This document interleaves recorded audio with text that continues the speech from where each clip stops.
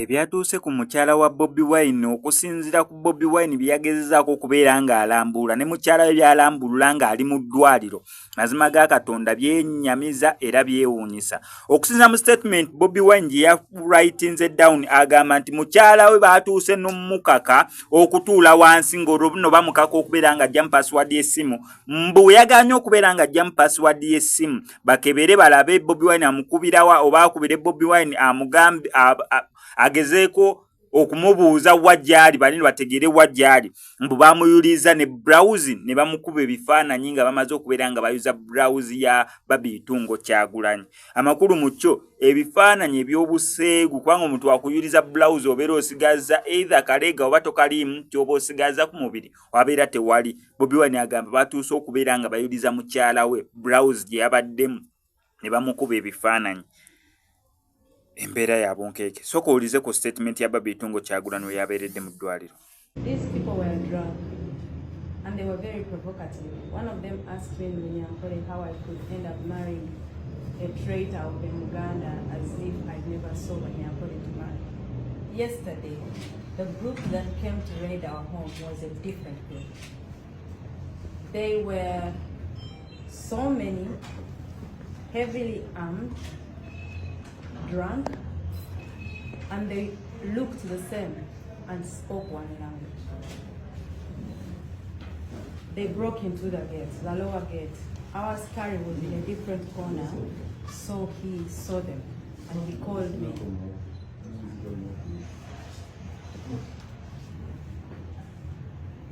Our Askari saw them and called me. I had already gone to bed. I was just preparing to read like one page of my Bible and then sleep. The Askari called me and said, these men are many and they are coming in this time. So in the moment I got out of the bed, switched off the bed light, then tried to walk out of the bedroom and lock it, looking for a place to hide, but then I realized that was the wise thing to do. I opened the bedroom again, went in, opened the balcony room to make a video of at least some evidence of these people were coming in. I just shot a small snippet thing because already they had ladders and they were climbing to our veranda. So when I shot that, I locked the veranda door again, went in, sent the video to our son Solomon, and I asked him to let people know that we were under attack. Then I called our other son, who is also my brother-in-law, Dax, and I told him, it's finished. These people are coming in, definitely. So I walked out of the room, locked the door, and then went down the stairs. When I reached the stairs and looked in the window, there was this big group of men. Every window had like 10 men in it. And they said, open the door. They said it in Nyankole. I replied in Nyankole and said I was not going to open. So I passed the stairs, went to the general bathroom, locked the door and called our neighbor, one of our neighbors, and I said, we have a problem here, let everybody know. Then I came out of the room. When I came out of the room, they were already coming into the sitting room. They had finished breaking everything. There were so many, very many. They went to all directions of the house, ceiling, rooms, kitchen, outside in the compound, on the verandas, my bedroom, kids' bedrooms, bathrooms, everywhere. They were everywhere. They were very many. In that moment, they did not allow me to follow anybody where they were. One of them told me to give them my phone. He came and sat behind me, told me, give me your phone. I gave it to him from this angle. He put it in front of me and said, give me the password in Nyankole. And I said back, I'm not giving you the password. He said, you're going to give me the password. And I said, I'm not going to give you the password. He left, went outside on the veranda, came with other 4 men. So when he came back, he went in the same position where he was. He lifted me by the trousers. I was wearing 90 trousers and a shirt. He lifted me by the trousers, lifted me up, and then the one who was standing in front of me strangled me by the neck from the front. And then he told me, give me the password. And I told him in his face, I will not give you the password. The one who was behind here pulled my shirt. So now I was between two men. One was strangling me and one was pulling my shirt from there. And you know how the button chokes you here? So the button was choking me. I kicked the man who was in front of me. And when I kicked him in someplace very hurtful, and he walked away, then this one pulled me and all the buttons broke. Then he stayed with the shirt in his hands.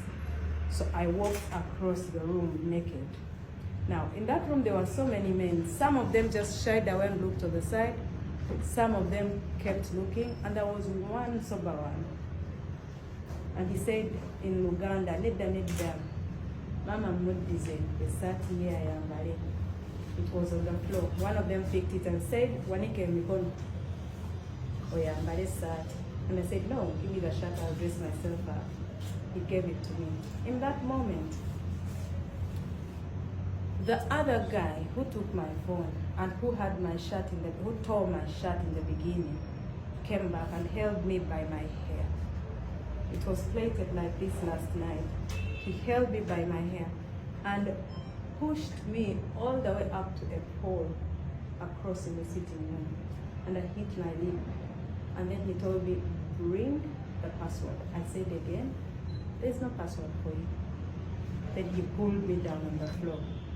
And they sat on me. I felt as if 4 bodies sat on me. There was someone, I think, was overseeing everything. He told them, what's happening here? Leave her. Then they went. I sat on the floor. And in that moment, I felt thirsty. I felt nauseous. I felt dizzy. I felt my body was confused. I asked for water. They brought me a glass of water. I asked for more water. They gave me another glass. And that was the last that I remember of that event. The next moment that I got to realize, I was on the veranda sleeping in my own vomit. The askari and the other boy organized and drove me to hospital.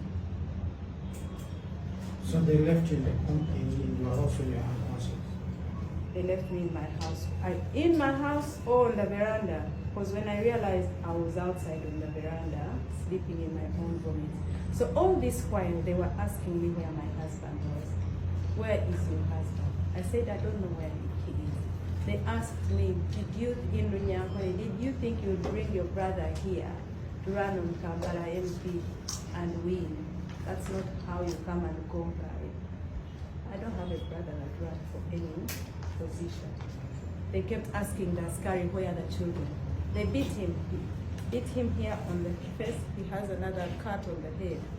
They asked him where the children. He said he didn't know. They asked him where the basement was. Where is the basement? He said, I am new here. I don't know if there is even a basement here. So they collected everything. Phones, laptops, electricity, chargers, AirPods, anything electrical. They took away our camera system. They went to the ceiling, picked it, broke everything down, left us in the dark, and went. Do you think this man could have been sent by General Muhazi? General Muhazi has given my husband an ultimatum of 48 hours. Sometime 3 days ago now. Okay, it's past 48 hours. And he told him to come out of the latrine if that's where he was hiding. Then he said, I am looking for you, and when I find you, I'll treat you the way they treat, was it rebels? Was it something? Outlaws, yes, outlaws. So, if someone threatens you to that extent, and they are in an office of power, and they're in control of the army, and all the army outfit, how could you say they're not the one that saved those people? What message do you have for your husband? Wherever he is, he should just do his thing. He shouldn't worry about me. As soon as the doctor says I am good to go, I'm going back to our home. Relax. I am going to be fine. I shouldn't be the reason you leave. You're hiding. you should come at your own timing and when you feel safe. Otherwise, I'm okay.